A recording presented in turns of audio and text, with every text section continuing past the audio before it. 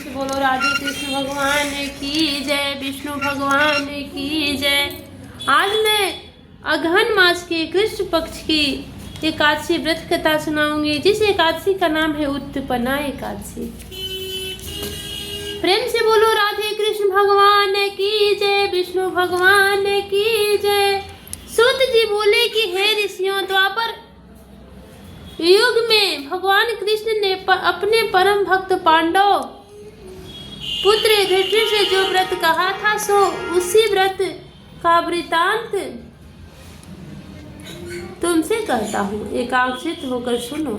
एक समय युधिष्ठिर ने भगवान कृष्णचंद्र से पूछा कि हे यदुनाथ, कृपा कर एकादशी व्रत की विधि हमें बताइए तथा उसके करने से क्या फल प्राप्त होता है। हे वासुदेव, उपवास के दिन जो क्रिया करनी चाहिए सो कृपा करके बताइए। विस्तार पूर्वक मुझसे सुनाइए। कुंती कुमार की यह बात सुनकर श्री कृष्ण भगवान बोले कि हे कुंती कुमार, तुमने आज बहुत उत्तम प्रश्न किया है, सो मैं तुमसे एकादशी व्रत का महात्म कहता हूँ, तुम एकाग्रचित होकर सुनो। शास्त्रों के मतानुसार प्रथम हेमंत ऋतु में माघ कृष्ण एकादशी से यह व्रत आरंभ होना चाहिए। दशमी को सायंकाल में भोजन करके अच्छी तरह से दांतवन इत्यादि करें, ताकि दांतों में तनिक भी अंश न रह जाए। उसके पश्चात रात्रि में कुछ भी नहीं खाना चाहिए और अधिक बोलना भी वर्जित है। एकादशी को प्रातः काल 4 बजे उठकर सर्वप्रथम व्रत का संकल्प करें। सो विधि हम वर्णन करते हैं। अमुक संवत का नाम ले, मार्गशीर्ष मास कृष्ण पक्ष पुण्यदायिनी एकादशी तिथि हो। अमुक वासरे जो बार हो, अमुक गोत्र पन्ने जो गोत्र हो उसका नाम ले। अमुक नामों न अपने नाम का उच्चारण करने के पश्चात ब्राह्मणों को श्रमा, क्षत्रिय हो तो ब्रह्मा, वैश्य हो तो गुप्तो हम और शूद्र हो तो दासो हम कहना चाहिए। संकल्प करने के लिए यही मंत्र है। सकल जन्म जन्मांतराजित पापो पापनी तेस्याम सर्वनार्थ एकादशी व्रत महम करिष्ये। इसके पश्चात शौच आदि से निर्वृत्त होकर नदी, तालाब, बावड़ी अथवा कुएं पर जाकर मिट्टी इत्यादि इस मंत्र का उच्चारण करते हुए अपने शरीर पर लगावे। अश्वक्रांते रथक्रांते विष्णुक्रांते वंशुधरे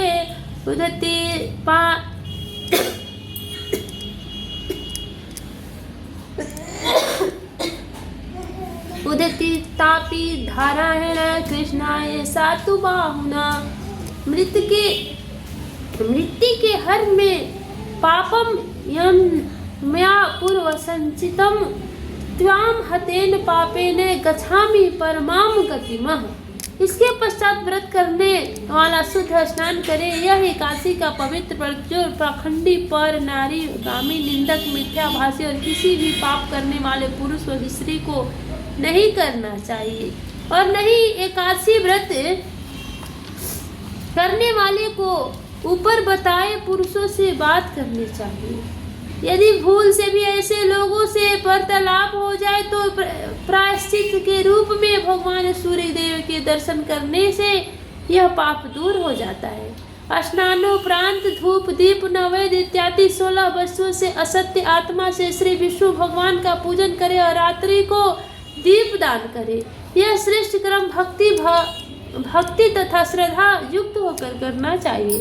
रात्रि में सोना तथा स्त्री प्रसंग करना वर्जित है। एकादशी की समस्त रात्रि भजन, कीर्तन, मनन, सत्संग आदि करना चाहिए। पहले कभी जाने या अनजाने में कोई पाप हो गया हो तो उसकी क्षमा प्रार्थना करनी चाहिए।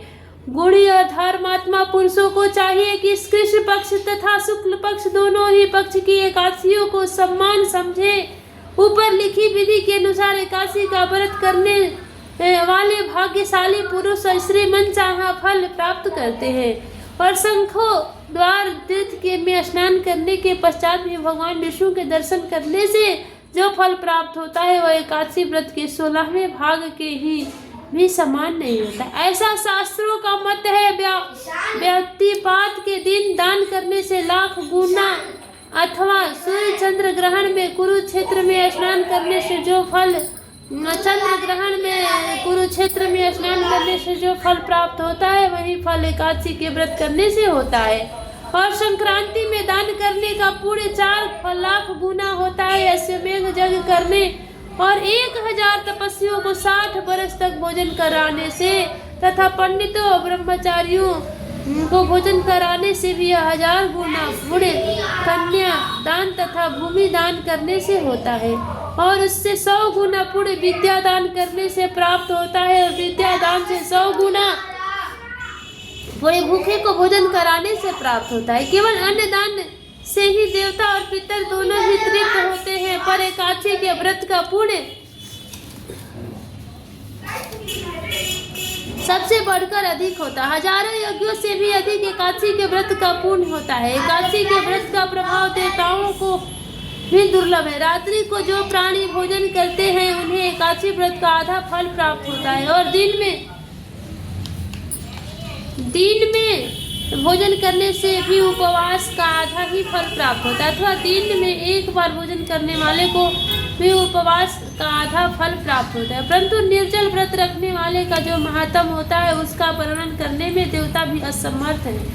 भगवान मधुसूदन के मुख से यह सब बातें सुनकर करके पांडव पुत्र युधिष्ठिर हाथ जोड़कर बोले कि हे भगवान, आप हजारों यज्ञ तथा लाख गौ दान से भी एकादशी के व्रत का महात्म बड़ा बताते हैं। सो प्रभु कृपा करके ये भी बताने की कृपा कीजिए कि यह विधि तिथि सब तिथियों से उत्तम क्यों मानी जाती है। इसको विस्तार पूर्वक मुझे सुना दीजिए। पांडव पुत्र युधिष्ठिर भी कहा कि वह बात सुनकर भगवान श्री कृष्ण बोले कि हे युधिष्ठिर, सत्ययुग काल में एक मूर नामक एक भयंकर दैत्य था, जो बलशाली और भयानक था। उस भयानक और प्रचंड शक्तिशाली दैत्य ने इंद्र आदि, वसु, आयु, अग्नि आदि समस्त देवताओं को पराजित करके भागा दिया। तब इंद्र सहित सब देवताओं ने भयभीत हो करके भगवान उमापति भोले शंकर को अपने दुख का कारण और उस महा प्रबल दैत्य का वृत्तांत का सुनाया और हाथ जोड़कर बोले कि हे कैलाशवादी अविनाशी मूर दैत्य के भय से भयभीत होकर समस्त सूर्यगण बेचैन हुए मृत्यु लोक में मारे मारे फिर रहे हैं। समस्त सूर्य समाज को बेचैन देखकर और उसकी अनन्य विनय सुनकर भगवान भोले भंडारी बोले कि हे देवताओं, तीनों लोकों के स्वामी, भक्तों के समस्त दुखों का विनाश करने वाले भगवान विष्णु की शरण में जाते ही तुम्हारा इस महान कष्ट का निवारण होगा। अर्थात वे ही सर्वशक्तिमान प्रभु सबका नष्ट करते हैं, कष्ट का हरते हैं। भगवान बोले शंकर की यह बात सुनकर इंद्र आदि समस्त देवता एकाग्रित होकर क्षीर सागर पर, जहाँ शेषनाग सैया पर भगवान कमलपति शयन कर रहे थे, जा पहुँचे। वहाँ पहुँचकर श्री भगवान विष्णु को सोते देखकर सब सूर्य समाज कर जोड़ नतमस्तक स्तुति कर विनती करने लगा कि शंख चक्र गदा पद तथा मनमालाओं से अलंकृत देवाधिदेव देवताओं द्वारा स्तुति करने योग्य आपको कोटान कोट प्रणाम है। हे सूर्य, नर मुनि जन की रक्षा करने वाले महान महाप्रभु, आपको बारंबार नमस्कार है। हे दया के धाम प्रभु, आप हमारी रक्षा कीजिए। दैत्य से भयभीत होकर हम आपकी शरण में आए हैं, क्योंकि आप ही इस समस्त ब्रह्मांड के कर्ता धर्ता माता पिता हैं। आप ही उत्पत्ति और पालन करता तथा संहार करने वाले हैं और सबको शांति प्रदान करने वाले। आकाश और पाताल भी आप ही हैं। आप ही हम सबके पितामह सूर्य चंद्र अग्नि वायु ब्रह्मा काव्य मंत्र तंत्र यज्ञमान यज्ञ कर्म करता भोक्ता भी आप हैं। आप सर्वव्यापक हैं, आपके अतिरिक्त चर अचर कुछ भी नहीं है। हे महाप्रभु, दैत्य ने हमें पराजित करके स्वर्ग से नष्ट भ्रष्ट कर दिया है। हम सब देवता इधर उधर मारे मारे फिरते हैं। सो हे महासुदन मधुसूदन, आप उन दैत्यों से हम सबकी रक्षा कीजिए, रक्षा कीजिए, रक्षा कीजिए। सूर्य समाज की यह विनती सुनकर भगवान कमलापति बोले कि हे सुरो, ऐसा मायावी दैत्य कौन है, उसमें ऐसा कितना बल है और वह किसके आश्रय है तथा वह कहाँ रहता है, ये सब मुझसे कहो। भगवान विष्णु की यह बात सुनकर सूर्यराज इंद्र बोले कि हे प्रभु, प्राचीन काल में एक नारी जंग नाम का राक्षस था। उसी का पुत्र महाबलशाली, महापराक्रमी और विश्व विख्याता मूर नाम का दैत्य है और चंद्रावती नामक नगरी में रहता है। उस महाअसुर ने समस्त देवताओं को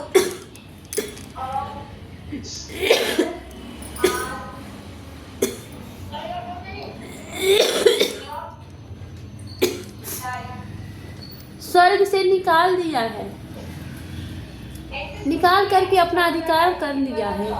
वह स्वयं इंद्र, अग्नि, वरुण, कुबेर, यम, आयु, इस चंद्रमा, नेत्री, दैत्य आदि सबके स्थान पर अपना आधिपत्य जमा कर और स्वयं सूर्य बनकर प्रकाश करता है। इतना ही नहीं, वह स्वयं मेघ बनकर सबसे अजय है। हे असुर निकंदन, उस दैत्य का संहार कर हम सब देवताओं की रक्षा कीजिए, हम सब आपकी शरण में हैं।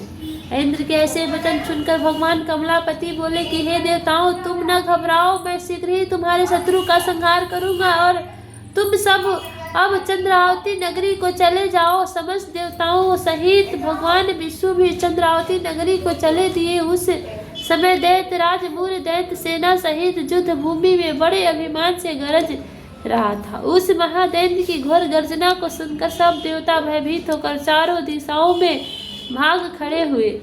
यह देख स्वयं भगवान विष्णु रणभूमि में पहुंच गए।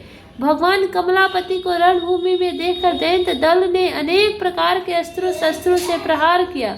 भगवान ने यह देखकर अपने तीखे बाण छोड़े, जो नागों की तरह से लहराते हुए जाकर दैत्यों के अंगों को बिंधने लगे। बहुत से दैत्य उनके हाथों से मारे गए, केवल एक मूर दैत्य ही जीवित बचा था। वह अविचल भावना से भगवान के साथ युद्ध करता रहा। यह देखकर सूर्य समाज अत्यंत बेचैन हो गए। भगवान जो भी तीक्ष्ण बाण उसके शरीर में मारते थे, वह उसके अंग में पुष्पों के समान लगते थे। शास्त्र से उस महादैत्य का अंग छिन्न भिन्न हो गए, परंतु वह फिर भी युद्ध करता रहा। तत्पश्चात भगवान और दैत्य का महाबल युद्ध होने लगा। इस प्रकार 10,000 वर्षों दोनों का युद्ध हुआ, परंतु वो महाबली दैत्य फिर भी पराजित नहीं हुआ। तब भगवान उस मूर दैत्य से लड़ते लड़ते थक करके बद्री का आश्रम को चले गए। वहां पर हेमवती नाम की एक सुंदर गुफा थी, उसमें विश्राम करने लगे। श्री कृष्ण जी बोले कि युधिष्ठिर, वे गुफा 12 योजन लंबी थी और उसका एक ही द्वार था। वे जाकर सो गए। वह दैत्य भगवान विष्णु को सोया देखकर मारने के लिए उद्यत हुआ। वह अभी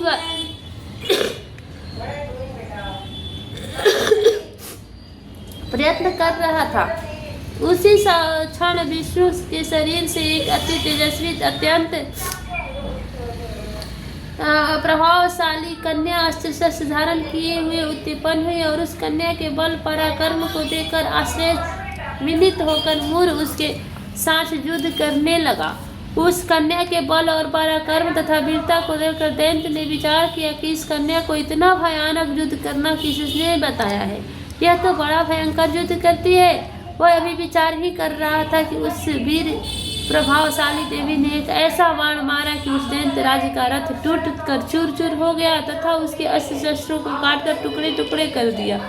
तब वह मूर दैत्य माल युद्ध करने लगा, परंतु देवी ने धक्का मारकर मूर्छित कर दिया। जब वह दैत्य मूर्छा से जागा तो वह उस कन्या ने उसका सिर काट डाला। इस प्रकार वह दैत्य तो पृथ्वी पर गिर कर मृत्यु को प्राप्त हुआ और बाकी दैत्य भयभीत होकर पाताल लोक को भाग गए। जब भगवान विष्णु की निद्रा टूटी तो उन्होंने मूर दैत्यों के कटे हुए सिर व दोनों हाथ जोड़कर खड़ी हुई एक कन्या को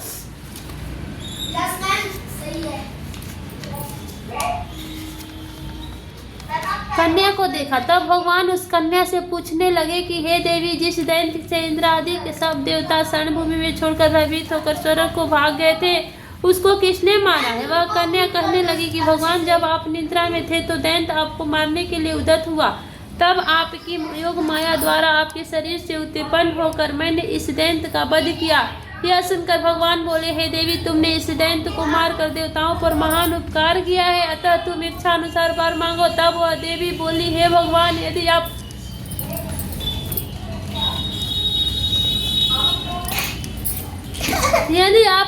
मुझको वर देना नहीं चाहते हैं तो दीजिए कि जो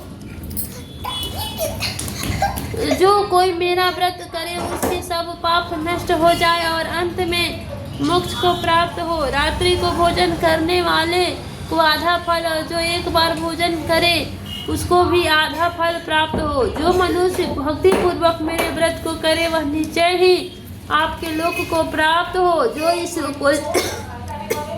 मेरे व्रत में एक भी बार भोजन न करे उसको धर्म धन और मुक्ति प्राप्त हो। भगवान कहने लगे कि हे कल्याणी, ऐसा ही होगा। मेरे और तुम्हारे भक्त एक ही होंगे, वे भी अंत में प्रसिद्ध हो प्राप्त करके मेरे लोक को प्राप्त होंगे। क्योंकि तू एकादशी को उत्पन्न हुई है, अतः तेरा नाम एकादशी होगा। तुम मुझको सब तिथियों से प्रिय हो, इस कारण तुम्हारे व्रत का फल तीर्थों से अधिक फलदायी होगी। भगवान कैसे वचनों को सुनकर देवी अत्यंत प्रसन्न हुई। भगवान श्री कृष्ण कहने लगे कि हे युधिष्ठिर, सब तीर्थों और व्रतों के फल से एकादशी व्रत का फल सर्वश्रेष्ठ। एकादशी व्रत करने वाले को मोक्ष पद देता है हूँ, उसके शत्रुओं का नाश एवं समस्त विघ्नों को नष्ट करता हूँ। यह मैंने एकादशी की उत्पत्ति का वृतांत बतलाया है। एकादशी पापों को नष्ट करने वाली तथा सिद्धि देने वाली है। उत्तम पुरुषों को दोनों पक्ष की एकादशियों का सम्मान समझना चाहिए। जो मनुष्य इस एकादशी महात्म को पढ़ता अथवा सुनता है उसको अश्वमेघ यज्ञ का फल प्राप्त होता है। वह करोड़ों वर्ष तक विष्णु लोक में वास करता है, वहाँ भी उसका पूजन होता है। जो मनुष्य एकादशी महात्म के चौथे भाग को पढ़ता है उसके भी अनेक पाप नष्ट हो जाते हैं। विष्णु धाम के समान अन्य कोई धर्म नहीं है और एकादशी व्रत के समान दूसरा कोई व्रत नहीं है। प्रेम से बोलो विष्णु भगवान की जय, राधे कृष्ण भगवान की जय। तो आज का जो एकादशी है उत्पन्ना, आज के दिन ही एकादशी उत्पन्न हुई थी, इसलिए आज की एकादशी का नाम है उत्पन्ना एकादशी। जब भगवान के साथ युद्ध हुआ था तो उसमें भगवान निद्रा में सो रहे थे, तब इनका जन्म हुआ था। माता को उस राक्षस को माता ने मारा था। उसी दिन से भगवान बोले वर मांगो, तो उन्होंने वर मांगा। इस व्रत को जो करेगा उसे हर चीज की प्राप्ति होगी, धन्य धान पुत्र पत्र, इससे महान कोई तीर्थ कोई व्रत कुछ नहीं होगा। प्रेम से बोलो राधे कृष्ण भगवान की जय। इसलिए मैं आप लोगों से हाथ जोड़ के विनती करूंगी कि इस कथा को पूरा सुनिएगा। कथा तो थोड़ा बहुत बड़ा है और कोई बात नहीं, सुनिएगा। राधे राधे।